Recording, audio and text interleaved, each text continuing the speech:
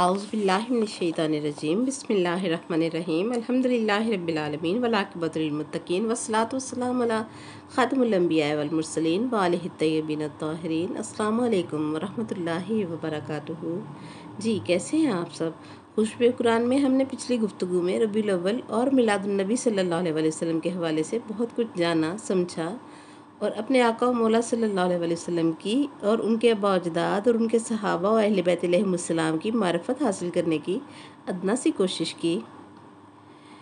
میرا رب ہماری اس کاوش اور حاضری کو اپنی بارگاہ میں قبول فرمائے اور ہمیں اپنا اور اپنے محبوب صلی اللہ علیہ وسلم کا قرب حقیقی عطا فرمائے اور ہمیں دنیا اور آخرت کے ہر غم اور خوف سے اپنی ایمان میں رکھے، آمین ثم آمین۔ یاد رکھیں جب بندے کی طلب اور طلب اور ارادے کے خلوص کو قبول کرتا ہے تو اسے پہلے اپنے محبوب پاک صلی اللہ علیہ وسلم کی محبت میں وارفتگی عطا فرما دیتا ہے، اور جب نبی کریم صلی اللہ علیہ وسلم اپنے امتی کا خلوص نیت دیکھتے ہیں اور اس کی تڑپ اور طلب کا اخلاص دیکھتے ہیں تو اسے اپنے اہل بیت علیہم السلام کی معرفت کا جام پلا دیتے ہیں۔ سبحان اللہ۔ اب آپ اور میں ہم خود پر نظر ڈالیں کہ ہم طلب و رضا کی کس منزل پر خود کو کھڑا پا رہے ہیں۔ رب العزت ہمیں ایمان کے درجات کی بلندی عطا فرمائے۔ ماہ مبارک ربیع الاول کی آمد ہمیں بتاتی ہے کہ اللہ کی اپنے محبوب صلی اللہ علیہ وسلم سے کتنی محبت ہے، کہ نبی آخری ہے اور بہار پہلی ہے۔ مسلمانان اسلام اس مہینے میں اپنی اپنی نیت، عقیدت اور ظرف کے مطابق نبی صلی اللہ علیہ وسلم کا ذکر خیر کرتے ہیں اور نبی صلی اللہ علیہ وسلم کی عزت بناتے ہیں، آمد رسول پاک صلی اللہ علیہ وسلم کا جشن مناتے ہیں کہ قرآن اس جشن کا حکم دیتا ہے۔ ملا جو آج بھی یہ سوال کرتا ہے کہ نبی صلی اللہ علیہ وسلم کا میلاد قرآن سے ثابت کرو، اس کی جہالت پر فقط رویا ہی جا سکتا ہے۔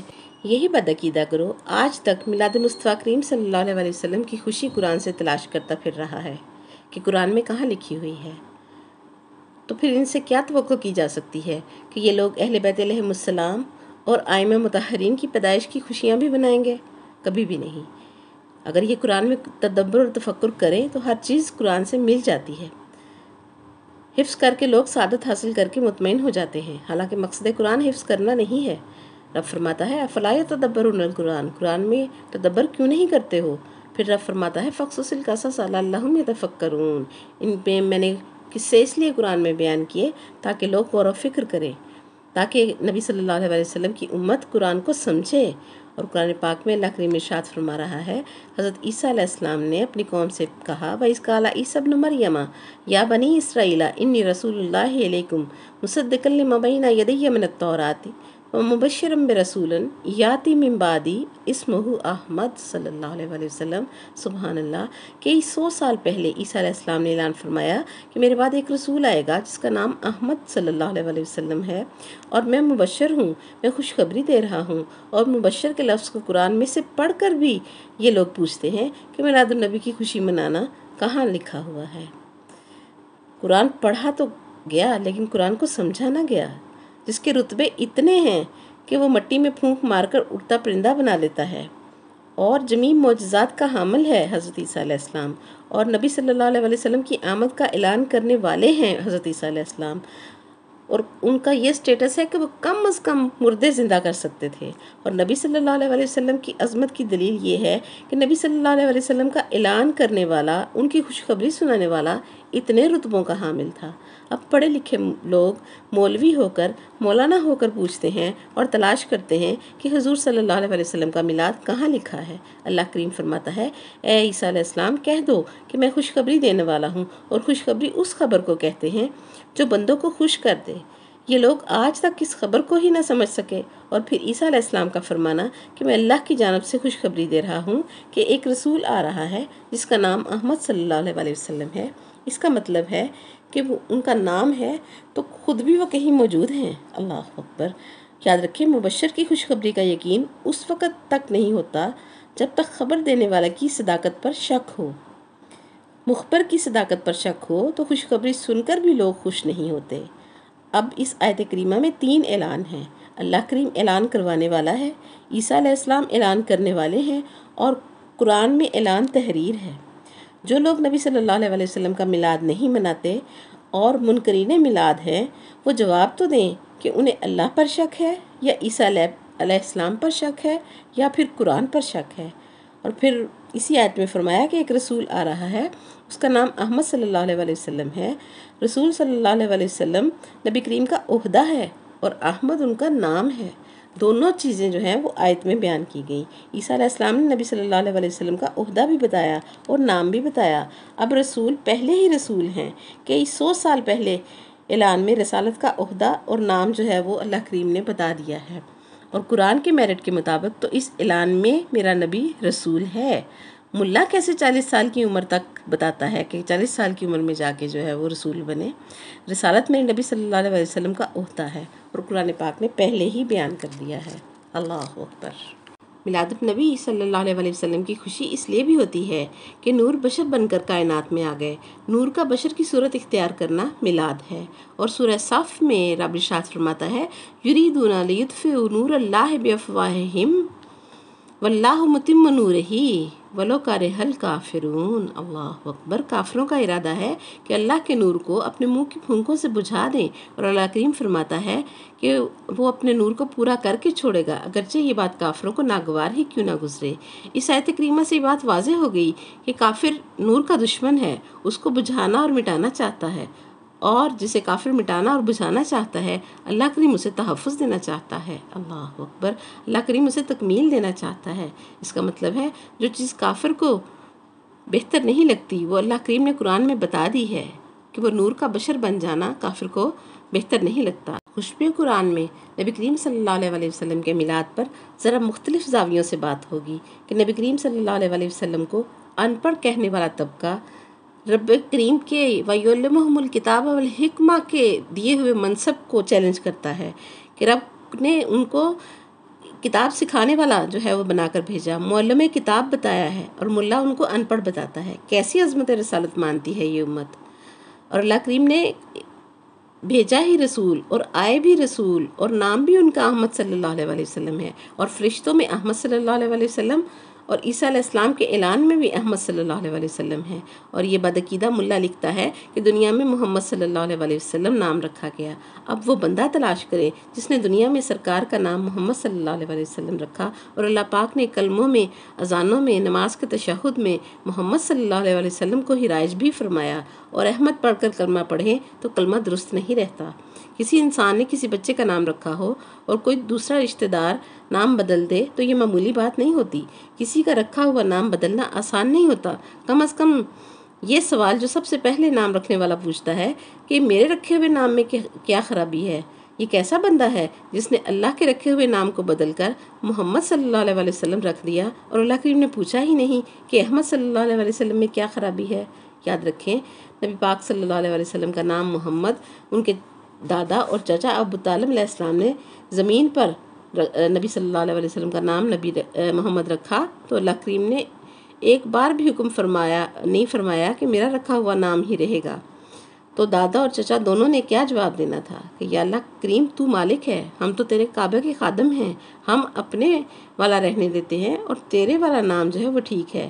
مگر یہاں معاملہ الٹ ہو گیا۔ اللہ کریم نے فرمایا میں نے احمد صلی اللہ علیہ وسلم رکھا ہے اور تم دونوں نے محمد صلی اللہ علیہ وسلم رکھا ہے، میں اپنے والا رہنے دیتا ہوں، تم دونوں والا ٹھیک ہے۔ اب کلموں، اذانوں، نمازوں میں تمہارے والا ہی نام چلے گا، درود میں، دعاؤں میں تمہارا رکھا ہوا نام ہی چلے گا، اور قبول بھی وہی کلمے اور نمازیں کروں گا جن میں تمہارا رکھا ہوا نام پڑا ہوا ہوگا۔ احمد اللہ کریم کا رکھا ہوا نام ہے اور محمد صلی اللہ علیہ وسلم دادا اور چچا کا رکھا ہوا نام ہے۔ اللہ نے قیامت تک لوگوں پر واضح کر دیا کہ جس کی بات اللہ کریم نہیں ٹالتا اس کے ایمان پر شک نہ کریں۔ نبی پاک کے آباء و اجداد کو مشرک یا کافر کہنے والا طبقہ یہ سوچے کہ اللہ رب العزت نے اس خاندان کو کتنی تعظیم دی ہے۔ اللہ اکبر۔ اور خوشخبری کا تو مطلب ہی یہ ہے کہ پریشانیاں دور ہو جائیں، انسان خوش ہو جائے۔ امت محمدی صلی اللہ علیہ وسلم کی سب سے بڑی خوشخبری کا نام محمد رسول اللہ صلی اللہ علیہ وسلم ہے۔ اللہ اکبر۔ حضور نبی کریم صلی اللہ علیہ وسلم کی حدیث مبارکہ کا مفہوم ہے کہ کوئی امت ایسی نہیں جس کا بعض جنت میں ہوگا اور بعض آگ میں ہوگا۔ ما من امت الا وبعضها فی الجنت وبعضها فی النار الا امتی، سبحان اللہ، مگر میری امت فانها کل فی الجنہ، وہ ساری کی ساری جنت میں جائے گی، کچھ اعمال نیک کی بنا پر، کچھ میری شفاعت سے اور کچھ اللہ کریم اپنے محبوب صلی اللہ علیہ وسلم کو راضی کرنے کے لیے اپنے ہاتھوں کے بھرے ہوئے لپوں سے نکالے گا۔ اور پھر فرمایا جو رہ جائیں گے وہ بہت ہی برے اعمال والے ہوں گے۔ جب رب انہیں جہنم میں پھینکوائے گا تو میں کہوں گا کہ میرے مالک میں نے بھی جنت میں نہیں جانا، مطلب کہ ابھی نبی صلی اللہ علیہ وسلم کے علاوہ باقی نبی بھی رکے ہوئے ہیں۔ فرمایا میں کہوں گا اللہ کریم میں نے جنت میں نہیں جانا، جس نے اے اللہ تیرا نام لیا اور میرا نام لیا۔ میں سن رہا ہوں جہنم میں سے مشرکین کی آوازیں آ رہی ہیں کہ وہ کہہ رہے ہیں کہ ہم نے تو اللہ رسول کو مانا ہی نہیں تھا، تم نے تو مانا تھا نا، تم نے تو گویا رسول اللہ صلی اللہ علیہ وسلم کو پکارا تھا نا، تم تو یا رسول اللہ صلی اللہ علیہ وسلم کی صدا لگاتے تھے، تمہیں کیا مل گیا ہے، تم بھی ہمارے ساتھ جل رہے ہو۔ فرمایا میں اللہ سے کہوں گا کہ اللہ مجھے اجازت دے، میرا کلیجہ پھٹ رہا ہے، مجھے اجازت دے کہ میں انہیں جا کر نکال لاؤں۔ نبی صلی اللہ علیہ وسلم فرماتے ہیں کہ میں جاؤں گا اور ان کو دیکھ کر کہوں گا کہ میں آ گیا ہوں، میں تم سب کو آگ سے باہر نکالوں گا۔ میں اپنے سب ساتھیوں کے ہمراہ نکال کر جب لے کر چلوں گا تو داروغہ جہنم پیچھے سے صدا لگائے گا کہ واہ یا محمد صلی اللہ علیہ وسلم، آپ نے تو اپنی امت کے پیروں کی مٹی بھی جہنم میں نہیں چھوڑی۔ بے گنت بے شمار درود و سلام میرے آقا و مولا سرکار دو عالم صلی اللہ علیہ وسلم پر، جن کی مثل کوئی نہیں۔ رب کو سب سے اول دیکھنے والے، رب نے جس کو سب سے پہلے دیکھا وہ سرکار ہیں۔ رب کو اللہ کے نام سے جس ذات نے سب سے پہلے پکارا اور اللہ نے محمد صلی اللہ علیہ وسلم کہہ کر جن کو سب سے پہلے پکارا، ان پر درود و سلام جو ساری کائنات سے بہتر ہیں۔ سید المرسلین پر درود و سلام، اکرم الاولین پر درود و سلام، شفیع المذنبین پر درود و سلام، رب کریم کے حبیب صلی اللہ علیہ وسلم پر درود و سلام، رب کی جن کے چہرے پر نگاہ رہتی ہے ان پر درود و سلام، رب جن کے سینے میں بستا ہے ان پر درود و سلام، رب جن کی زبان پر بولتا ہے ان پر درود و سلام، جو بولیں تو رب بولتا ہے ان پر درود و سلام، جو دیکھیں تو رب دیکھتا ہے ان پر درود و سلام، جو دیں تو رب دیتا ہے ان پر درود و سلام، جو سینے سے لگا لیں تو رب رضی اللہ عنہم ورضوا عنہ کہتا ہے ان پر درود و سلام، ان سے بہتر اور عمدہ کوئی نہیں ان پر درود و سلام، جن کی عظمت اور مقام دکھانے کے لیے دنیا آخرت اور موت و حیات بنائی گئی، انسان کو خلق کر کے کانوں میں ان کا نام ڈالا گیا اور انسان کے سینے میں ان کی محبت رکھ دی گئی۔ مرنے کے بعد حیران ہو جاؤ گے کہ جن کا نام زمین کے اوپر زندہ رہتے ہوئے پکارتے تھے، انہی کا نام مرنے کے بعد زمین کے اندر بھی یا رسول اللہ کی پکار کی صورت میں ہے، اور میدان محشر میں بھی جب تم ہر طرف سے بے یار و مددگار ہو جاؤ گے، جب سب تمہیں چھوڑ جائیں گے، اس وقت ان کی عزت دکھائی جائے گی، جب ہر نبی جواب دے دے گا اور تمہیں ان کے قدموں میں جھکایا جائے گا تو پھر وہ شفاعت کریں گے اور تمہاری مغفرت ان کے ایک ابرو کے اشارے پر کر دی جائے گی۔ سبحان اللہ۔ مقصد تخلیق کائنات فقط حضور صلی اللہ علیہ وسلم کی محبت ہے اور ان کی آل پاک کی محبت ہے۔ اللہ اور رسول پاک میں فرق نہ سمجھنا، ان میں اختلاف نہ کرنا، ورنہ پریشان ہی جیو گے اور پریشان ہی مرو گے۔ اللہ اکبر۔ سابقہ تمام انبیاء، پیغمبر، رسول ہمارے آقا کریم صلی اللہ علیہ وسلم کے لیے منتظر رہے، تڑپے۔